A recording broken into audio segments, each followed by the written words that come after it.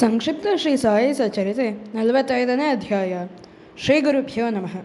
ತಮ್ಮ ಭಕ್ತರಿಗೆ ಬಾಬಾ ಆಗಾಗ ಉಪದೇಶಗಳನ್ನು ಹೇಳುತ್ತಿದ್ದರು. ಸದ್ಗುರುಗಳ ಈ ಅಮೃತವಾಣಿಯಿಂದ ಭಕ್ತರ ಮನಸ್ಸು ಆಧ್ಯಾತ್ಮಿಕ ನೆಮ್ಮದಿ ಹಾಗೂ ಶಾಂತಿ ಪಡೆದು ಧನ್ಯತೆಯನ್ನು ಪಡೆಯುತ್ತಿತ್ತು. ಬಾಬಾ ಹೇಳುತ್ತಿದ್ದರು, ಯಾರು ನನ್ನನ್ನು ಪ್ರೀತಿಯಿಂದ ನೋಡಬಯಸುವರೋ ಅವರು ಮಾತ್ರ ನನ್ನನ್ನು ಕಾಣಬಲ್ಲರು. ಅವರು ನನ್ನ ವಿಚಾರ ಲೀಲೆಗಳನ್ನು ಹೊರತು ಮತ್ತೇನನ್ನೂ ಹೇಳಬಯಸುವುದಿಲ್ಲ. ಸದಾ ಅವರ ನಾಲಿಗೆಯಲ್ಲಿ ನನ್ನ ನಾಮಸ್ಮರಣೆ ಇದ್ದೇ ಇರುತ್ತದೆ. ಯಾರು ನನ್ನಲ್ಲಿ ಸಂಪೂರ್ಣ ಶರಣಾಗತಿ ಹೊಂದುತ್ತಾರೆಯೋ ಅವರಿಗೆ ನಾನು ಸದಾ ಸ್ನೇಹ ಹಸ್ತವನ್ನು ಚಾಚುತ್ತೇನೆ. ನನ್ನ ಭಕ್ತರಿಗೆ ಮೋಕ್ಷ ನೀಡಿದರೆ ನನಗೆ ತೃಪ್ತಿಯಾಗುತ್ತದೆ. ಯಾರು ನನಗೆ ಆಹಾರವನ್ನು ಮೊದಲು ಅರ್ಪಿಸದೆ ತಾವು ಸ್ವೀಕರಿಸುವುದಿಲ್ಲವೋ ಅವರ ಅಧೀನನಾಗಿ ನಾನಿರುವೆ. ನೀವು ನನ್ನನ್ನು ಹುಡುಕಿಕೊಂಡು ಎಲ್ಲಿಯೂ ಹೊರಗೆ ಹೋಗುವ ಅಗತ್ಯವಿಲ್ಲ. ನಾನು ಎಲ್ಲ ಕಡೆ ಆತ್ಮರೂಪಿಯಾಗಿದ್ದೇನೆ. ಇದನ್ನು ನೀವು ಅರಿತರೆ ನನ್ನಲ್ಲೇ ಲೀನವಾಗಿ ಇರುತ್ತೀರಿ. ಯಾರು ಇತರರನ್ನು ನಿಂದಿಸುವರೋ ಅವರು ನನ್ನನ್ನೇ ತೆಗಳಿದಂತಾಗುತ್ತದೆ. ಯಾರಿಗೆ ತಾಳ್ಮೆ ಇದೆಯೋ ಅವರೇ ನನಗೆ ಪ್ರೀತಿಪಾತ್ರರು. ಎಲ್ಲ ಜೀವರಾಶಿಗಳನ್ನು ಪ್ರೀತಿಯಿಂದ ಕಾಣಿರಿ. ಇನ್ಯಾವ ಆಚರಣೆಯೂ ಇದಕ್ಕೆ ಸರಿದೂಗಲಾರದು. ಬಾಬಾ ಅವರೇ ಎಲ್ಲರಲ್ಲಿಯೂ ವ್ಯಾಪಿಸಿ ಅವುಗಳನ್ನು ಕಾಪಾಡುತ್ತಾರೆ.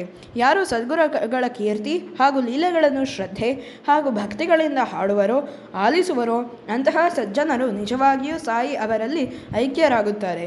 ಸಾಯಿನಾಥರ ಭೌತಿಕ ಸ್ವರೂಪವು ಇಂದು ನಮ್ಮ ಕಣ್ಣುಗಳಿಂದ ದೂರವಾಗಿರಬಹುದು, ಆದರೆ ಅವರು ಅಮರರು. ಅವರು ದೇಹತ್ಯಾಗ ಮಾಡಿದ ಮೇಲೂ ಭಕ್ತರನ್ನು ಸದಾ ರಕ್ಷಿಸುತ್ತಾರೆ.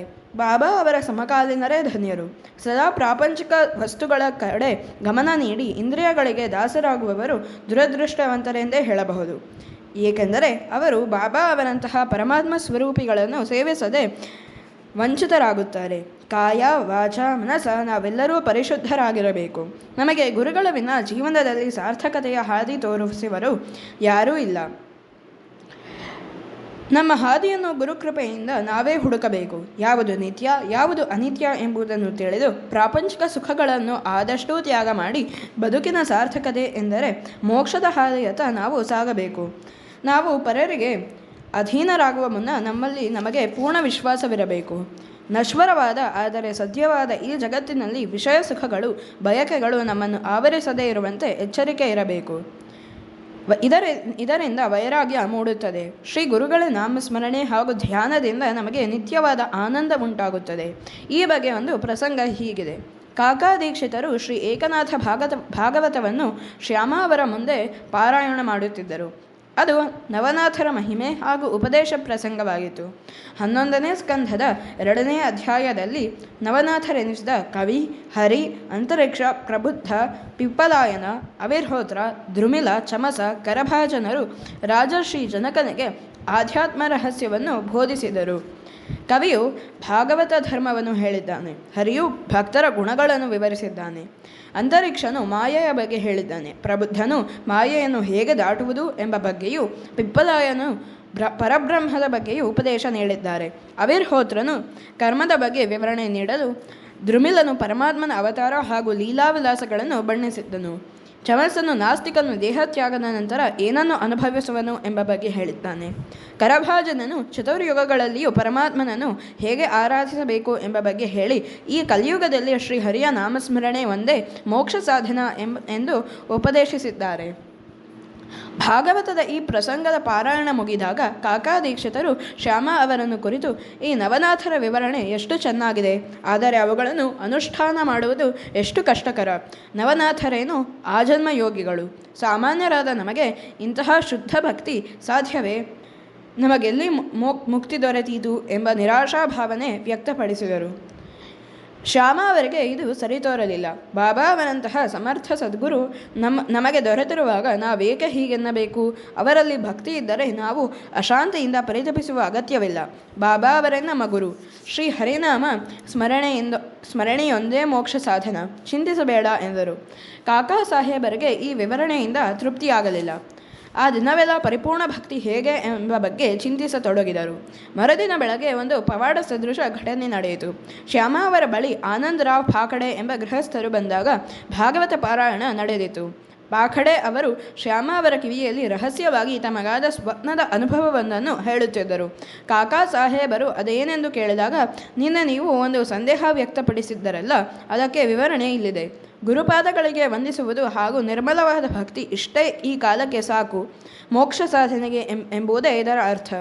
ಕನಸಿನಲ್ಲಿ ಪಾಖಡೆ ಅವರು ಸಾಗರದಲ್ಲಿ ನಿಂತಿದ್ದರು. ಬಾಬಾ ಅಲ್ಲಿ ರತ್ನಸಿಂಹಾಸನದ ಮೇಲೆ ಕುಳಿತಿದ್ದರು. ಅವರ ಚರಣಗಳು ಮಾತ್ರ ನೀರಲ್ಲಿ ಇದ್ದವು. ಈ ದೃಶ್ಯ ಕನಸಿನಂತಿರದೆ ನೈಜವಾಗಿ ತೋರುತ್ತಿತ್ತು.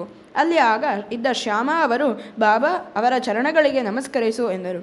ಏನು ಮಾಡಲಿ, ಅವರ ಚರಣಗಳು ನೀರಿನಲ್ಲಿದೆ, ನನ್ನ ಶಿರವನ್ನು ಅದರ ಮೇಲೆ ಹೇಗಿಡಲಿ ಎಂಬುದೇ ಸಮಸ್ಯೆ ಎಂದು ಪಾಖಡೆ ತಿಳಿಸಿದರು.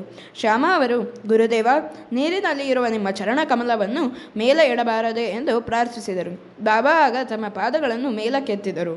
ಪಾಖಡೆ ಅವರು ಬಾಬಾ ಅವರ ಪಾದಗಳನ್ನು ಹಿಡಿದುಕೊಂಡು ನಮಸ್ಕರಿಸಿದರು. ಆಗ ಬಾಬಾ ನಗುತ್ತಾ, ನಮ್ಮ ಶ್ಯಾಮನಿಗೆ ಜರಿ ಅಂಚಿನ ಧೋತರ ನೀಡು, ನಿನಗೆ ಶುಭವಾಗಲಿ ಎಂದಂತಾಯಿತು. ಪಾಖಡೆ ಅವರು ಧೋತರವನ್ನು ಕೈಯಲ್ಲಿ ಹಿಡಿದು ಶ್ಯಾಮ ಅವರನ್ನು ಸ್ವೀಕರಿಸುವಂತೆ ಕೋರಿದರು. ಬಾಬಾ ತಗೋ ಎಂದು ಹೇಳುವವರೆಗೂ ನಾನು ಅದನ್ನು ಸ್ವೀಕರಿಸುವುದಿಲ್ಲ ಎಂದು ಶ್ಯಾಮ ಹೇಳಿದರು. ಕಾಕಾ ಸಾಹೇಬರು ಈ ವಿಷಯದಲ್ಲಿ ನಿರ್ಣಯ ತೆಗೆದುಕೊಳ್ಳಲು ಚೀಟಿ ಹಾಕೋಣ ಎಂದರು. ಒಂದು ಚೀಟಿಯಲ್ಲಿ ಸ್ವೀಕರಿಸು ಎಂತಲೂ ಇನ್ನೊಂದು ಬೇಡ ಎಂದು ಬರೆದು ಬಾಬಾ ಅವರ ಚಿತ್ರಪಟದ ಮುಂದಿಟ್ಟು ಒಂದು ಮಗುವಿನ ಕೈಯಿಂದ ಚೀಟಿ ಎತ್ತಲಾಯಿತು. ಅದರಲ್ಲಿ ಸ್ವೀಕರಿಸು ಎಂದೇ ಬಂದಿತು. ಶ್ಯಾಮ ಅವರು ಅದನ್ನು ಸಂತೋಷದಿಂದ ಸ್ವೀಕರಿಸಿದರು. ಕಾಕಾ ಸಾಹೇಬರ ಸಂದೇಹ ಪರಿಹಾರವಾಯಿತು. ಈ ಪ್ರಸಂಗದ ಮೂಲಕ ನಾವು ಗುರುಭಕ್ತಿಯನ್ನು ಹೆಚ್ಚಿಸಿಕೊಳ್ಳುವಂತೆ ಸೂಚನೆ ಇದೆ. ಗುರುವೇ ತಂದೆ, ತಾಯಿ, ಗೆಳೆಯ, ಬಳಗ ಎಲ್ಲ ಎಂಬ ಅಚಲ ವಿಶ್ವಾಸ ನಮ್ಮಲ್ಲಿ ಬರಬೇಕು. ಸೂರ್ಯನ ಮುಂದೆ ಕತ್ತಲೆ ಹೇಗೆ ಇರಲಾರದು, ಹಾಗೆಯೇ ಗುರುವಿನ ಮುಂದೆ ಸಂಸಾರ ಬಾಧೆ ಇರಲಾರದು ಎಂದು ಚೆನ್ನಾಗಿ ಮನಗಾಣಬೇಕು.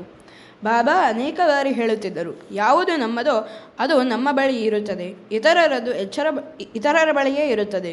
ಇದು ಎಂತಹ ಅಮೃತ ವಾಕ್ಯ ಎಂಬಲ್ಲಿಗೆ ಶ್ರೀ ಸಾಯಿ ಸಚ್ಚರಿತೆಯ 45ನೇ ಅಧ್ಯಾಯವು ಸಂಪೂರ್ಣವಾಯಿತು. ಶ್ರೀ ಸಾಯಿನಾಥಾಯ ನಮಃ.